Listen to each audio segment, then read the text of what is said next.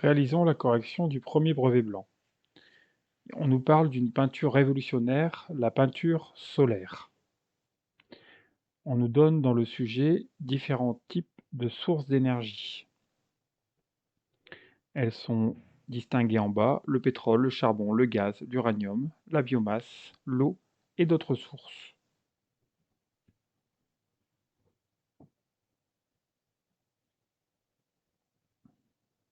La première question nous demande de distinguer les sources d'énergie renouvelables et non renouvelables. Si on retourne sur le diagramme qui nous est fourni, on remarque que les 4 premières sources d'énergie, pétrole, charbon, gaz et uranium, sont des sources d'énergie non renouvelables.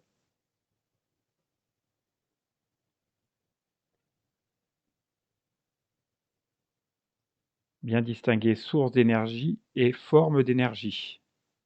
Les 3 suivantes, biomasse, eau et autres sources, sont des sources d'énergie renouvelables. À l'échelle humaine, on peut considérer qu'elles sont en quantité infinie. Une proposition de réponse était donc que les sources d'énergie renouvelables étaient la biomasse et l'eau, et une proposition de réponse était le pétrole et le charbon sont des sources d'énergie non renouvelables.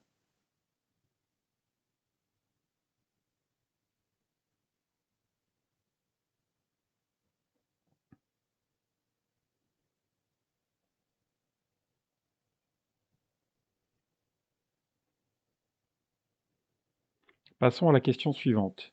Ici, on nous demande de citer la source d'énergie utilisée par la peinture développée par les chercheurs australiens.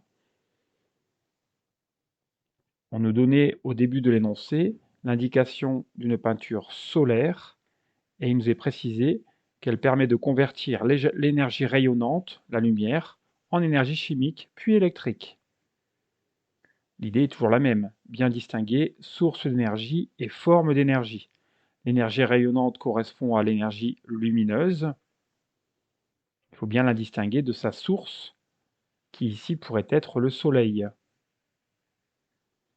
On pourrait donc accepter comme réponse le soleil est la source d'énergie utilisée par cette peinture. Ensuite, le sujet nous emmène vers un peu de chimie. À la question 4, on nous demande d'entourer une proposition parmi les ions, les molécules ou les atomes.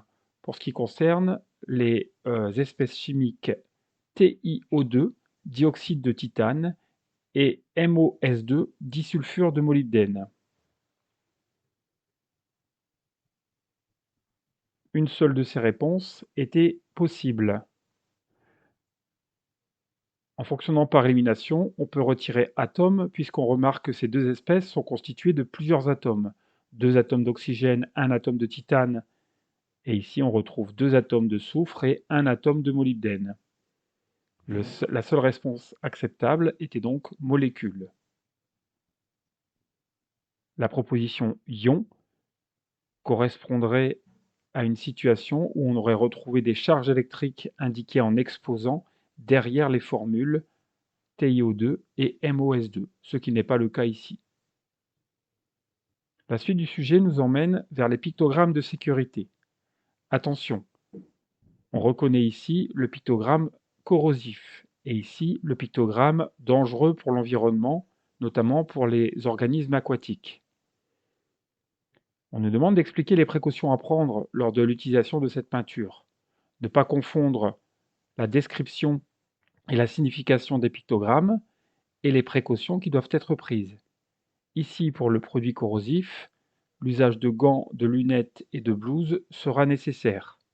Pour ce qui concerne le pictogramme dangereux pour l'environnement, il s'agira d'éviter tout rejet dans la nature.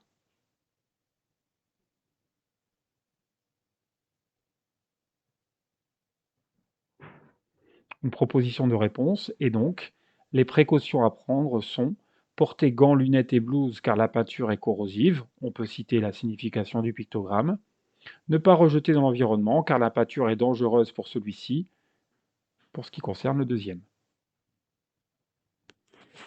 Le sujet poursuit sur la chimie.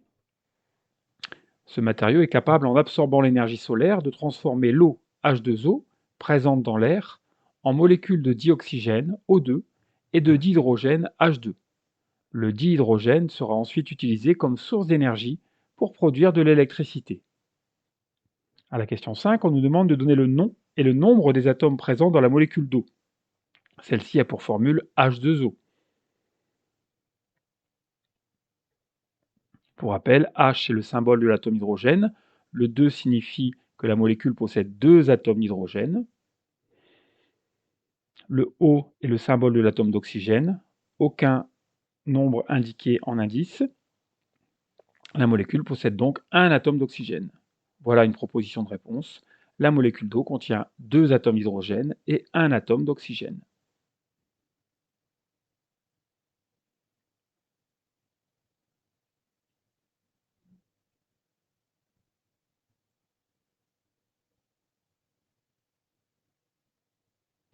La question suivante nous emmène sur les diagrammes d'énergie. On nous propose 3 formes d'échange d'énergie, l'énergie chimique, l'énergie électrique et l'énergie lumineuse. Pour rappel, le Soleil est bien la source de l'énergie dans ce diagramme. La première énergie est celle que le Soleil fournit à la peinture solaire. On prendra donc ici l'énergie lumineuse.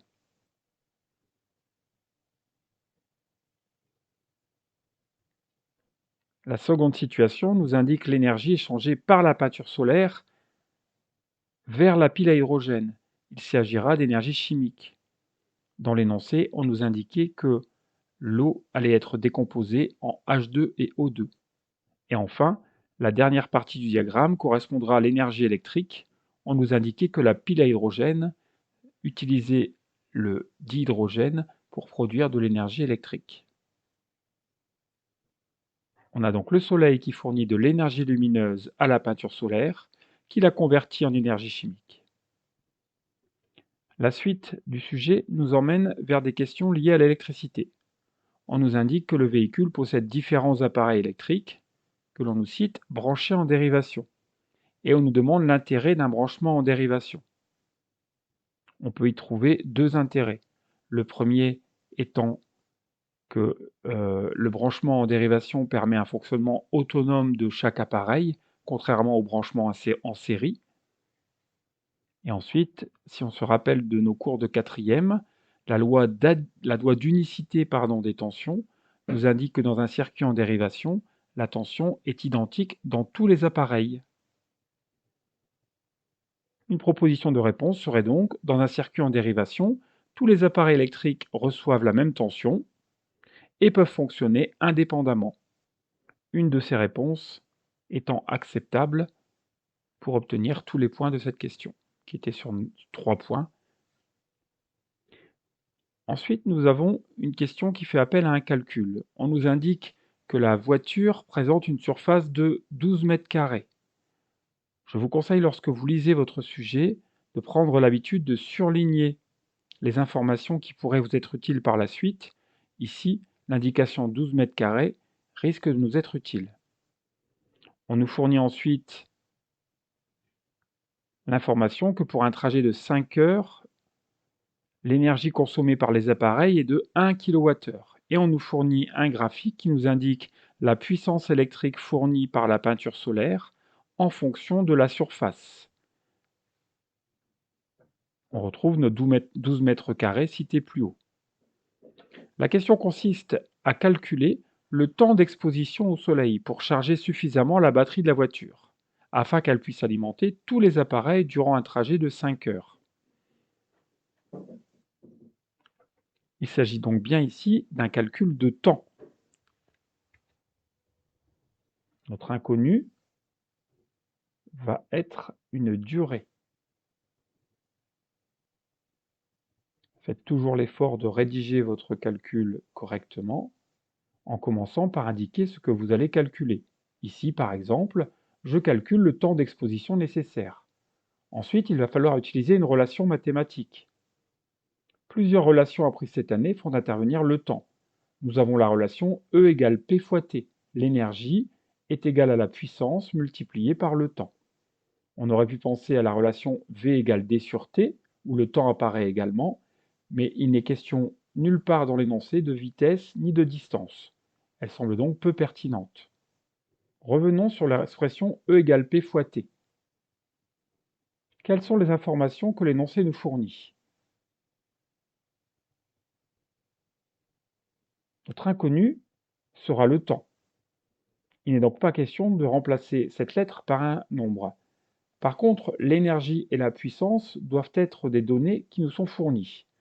Il faut donc que nous trouvions dans l'énoncé la valeur de l'énergie et la valeur de la puissance pour pouvoir aboutir dans ce calcul. Justement, nous avions surligné l'énergie de 1 kWh consommée par nos appareils pendant 5 heures. Nous pouvons donc remplacer l'énergie par la valeur 1 kWh. Une attention sera apportée sur l'unité. L'énergie étant en kWh, la puissance devra être en kilowatts et le temps en heures. Recherchons à présent la valeur de puissance. Le graphique va nous être utile. Il indique la puissance électrique fournie par la peinture en fonction en fonction de la surface de peinture. Rappelons qu'elle nous est indiquée étant égale à 12 mètres carrés. Reportons la valeur 12 sur la courbe qui nous a été fournie.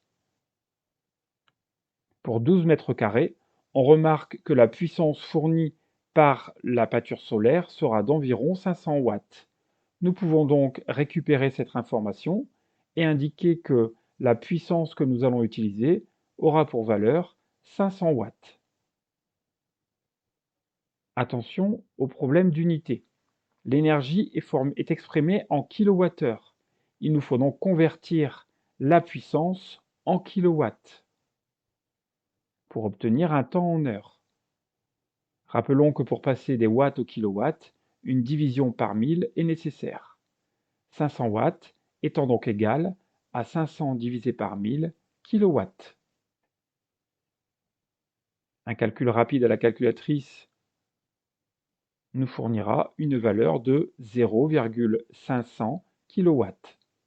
Rappelons que diviser par 1000 consiste à décaler de 3 rangs la virgule, si vous voulez vous passer de la calculatrice. Nous avons donc une équation dans laquelle nous allons pouvoir remplacer l'énergie par la valeur 1 kWh et la puissance par la valeur 0,500 kW. Le temps sera alors exprimé en heures.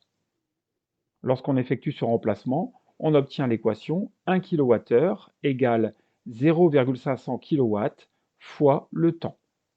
Le temps étant toujours notre inconnu. Ici, c'est un problème mathématique qui va pouvoir être résolu en passant 0,500 kW au dénominateur. On obtient donc l'expression T égale 1 kWh divisé par 0,500 kW.